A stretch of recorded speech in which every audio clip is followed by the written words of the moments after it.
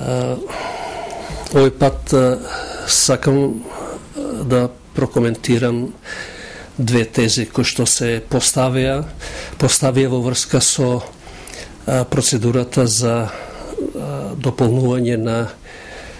имињата на улиците, мостовите и другите инфраструктурни објекти во градот Скопје. Таа активност почна во рамките на Советот на градот Скопје, со тоа што комисијата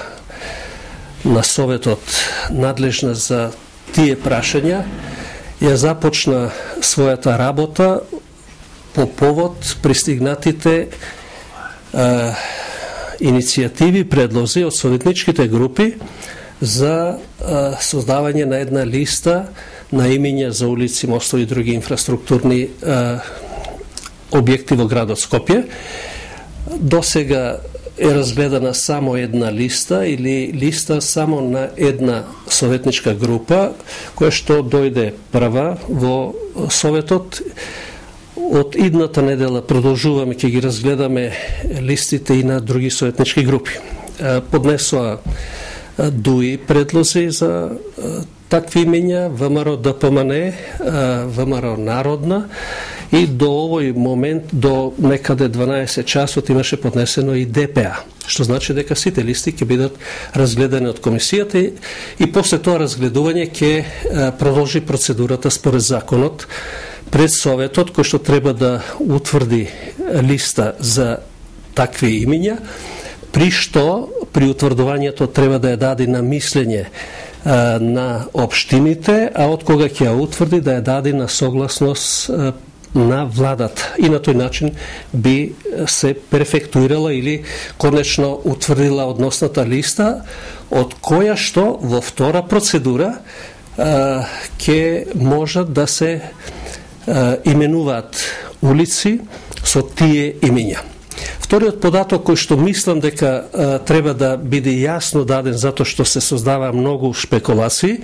вкупниот број на предлози што е дојден, кој што не мора во целосно да се усвои, некаде предлозите се преклопуваат со исти имиња, не изнесува повеќе од 8 до 9%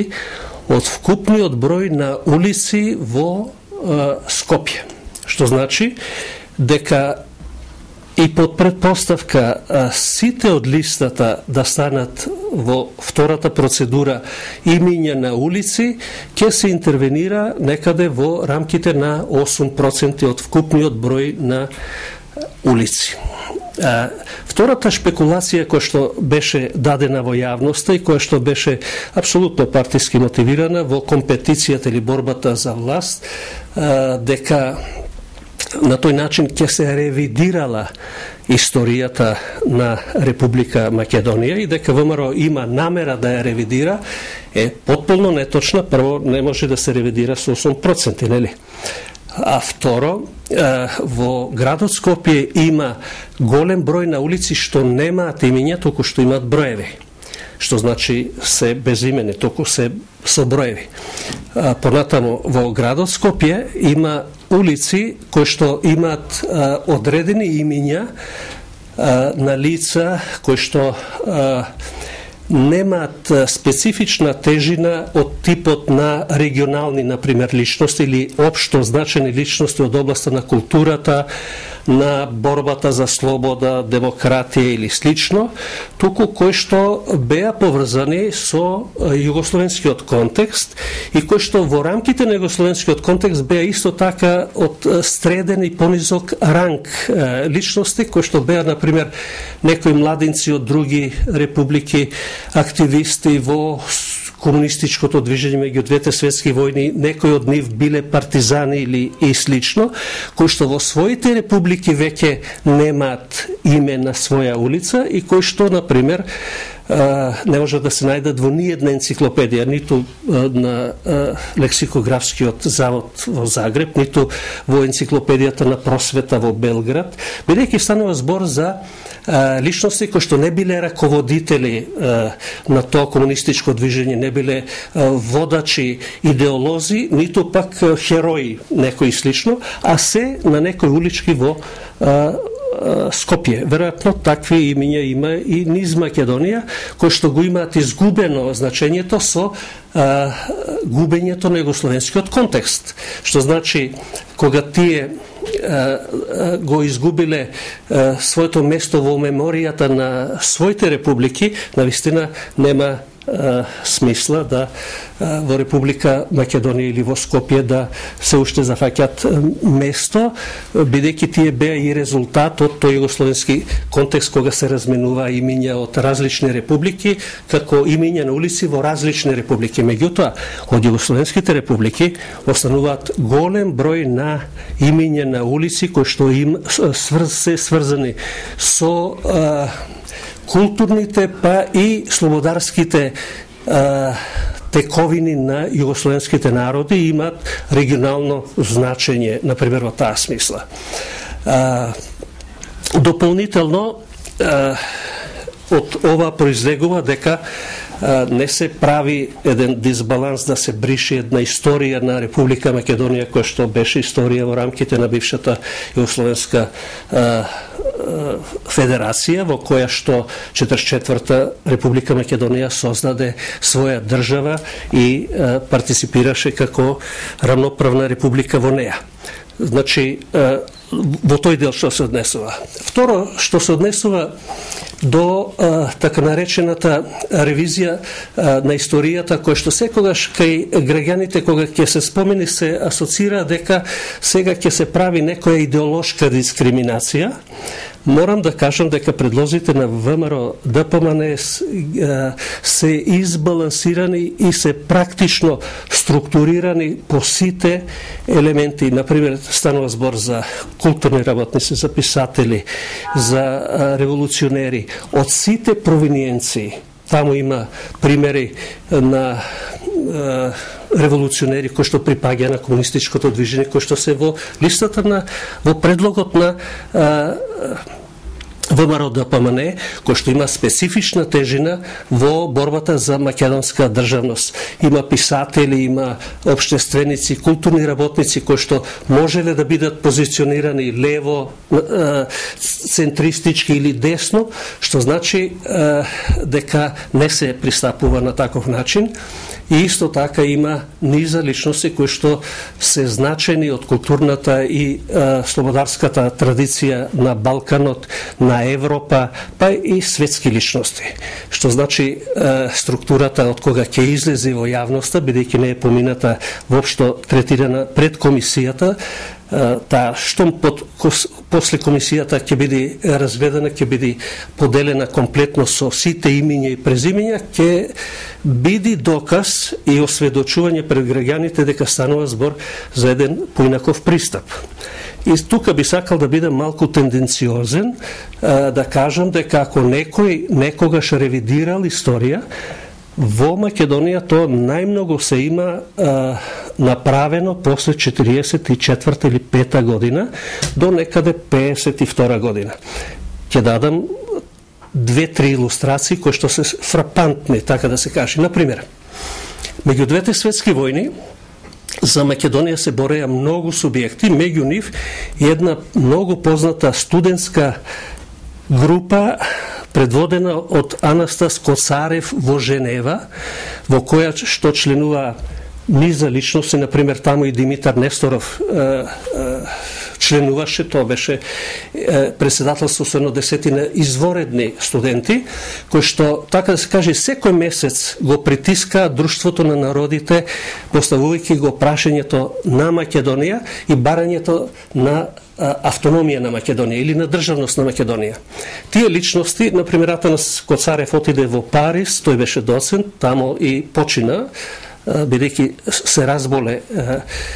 тешко, а Димитар Несторов дојде во Македонија уште за време на Кралевина Југославија како сомнителна личност, следена и слично, но во изградбата на македонската држава се вклучи комплетно, надоврзувајќи го своето искуство од меѓувојниот период и постанувајќи член на АСНОМ, член на Президиумот на Народното собрание на Македонија, председател на президиумот на Народното собрание на Македонија. Тоа значи прв председател на Собранието на Република Македонија, и вие во холот на Собранието на Македонија ќе видите неговата слика дека е прв председател на тоа собрание. Заслужен за организирање на Министерството за народно здравје. 52 година е веќе лекар во Демир Хисар. 52 година се елиминирани заедно со Димитар Несторов, Владимир Полежина, Спиро Боздов и сите други интелектуалци кои што меѓу двете светски војни се бореа за Македонија со сиот свој потенцијал низ европскиот печат и пред друштвото на народите. Вградени во изградбата на македонската држава, елиминирани врз идеолошка или секташка природа, бидејќи беа во начело по дефиниција сомнителни, а не поради некое типично дело. Дека се одеше со предрасуда без лично дело како причина да биде некој елиминиран, имате еден страшен податок кој што веројатно само во нашата историја го има. Имено првиот врховен суд во Македонија имал 6 суди. Од нив тројца се суди на Врховниот суд со 4-то оделение образование, а тројца се со правничко образование. Во Македонија во тој период има околу 200 дипломирани правници со судско, обвинителско и адвокатско искуство. Сите се тие игнорирани од страна на новата власт поради тоа што догматски пристапила веќе, го теснала ситото во формирањето на составот на институциите. И уште една илустрација, не повеќе, например, низа личности од македонската историја, например, Алексо Мартулков, социјалист инаку, учесник во Илинденското овстание 1903 година, учесник на Балканските конференции социјалистички, идејата на Балканска федерација и слично, е член на президиумот на односно на АСТОМ. Заедно со него е Васил Ивановски, кој што 1932 година пишува голема студија, преведена на македонски јазик, зошто ние македонците сме посебна нација, станува директор на Нова Македонија и 50 година е истиснат од Македонија. Тој, Алексо Мартулков, например, исто така како и Петар Шанданов, кој што е член на президиумот едно кратко време, на президиумот на АСНОМ и на президиумот на Народното собрание на Македонија за да 48 година, и тој е повторно истиснат. Што значи, ако некој ревидирано е во тој период, сегашните предлози на ВМРО имат за цел да ги поврзат искинатите линии на македонскиот револуционерен културен развиток, за да може да се види континуитетот многу подлабоко во историјата, а не да се форсира тезата која што многу често беше форсирана, дека Македонија има своја интелигенција и своја, така да се каже, светла слободарска културна фела, само почнувајќи од 45 година наваму. Тој што има истражувано во рамките на македонската историја низ вековите може да се осведочи дека македонската интелигенција во 19 век и она до Втората светска војна слободно се движела со знаење на јазици, со издавање на весници низ цела Европа, и дека може би сегашната млада генерација после 91 и 2 година, која што пливна да студира низ цела Европа, ќе го достигне нивоото на таа интелигенција, а во меѓувреме она интелигенција која што беше од 45 година до 90 година, она беше, така да се каже, некомуникативна поради карактеристиките своји кои што нужно и ги беше наметнал системот. Се разбира, исклучоци има и во рамките на таа временска одсечка од развојот на Македонија. И да завршам со реченицата дека она форсирано убедување на граѓаните дека ќе се ревидирала историјата, дека ќе се воведеле нови поделби меѓу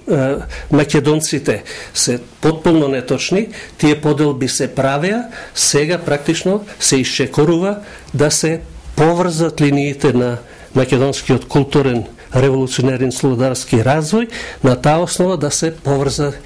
македонското граѓанство со оглед на искуствата, бидејќи сите тие линии се линии на некои фамилии, на некои средини во Македонија.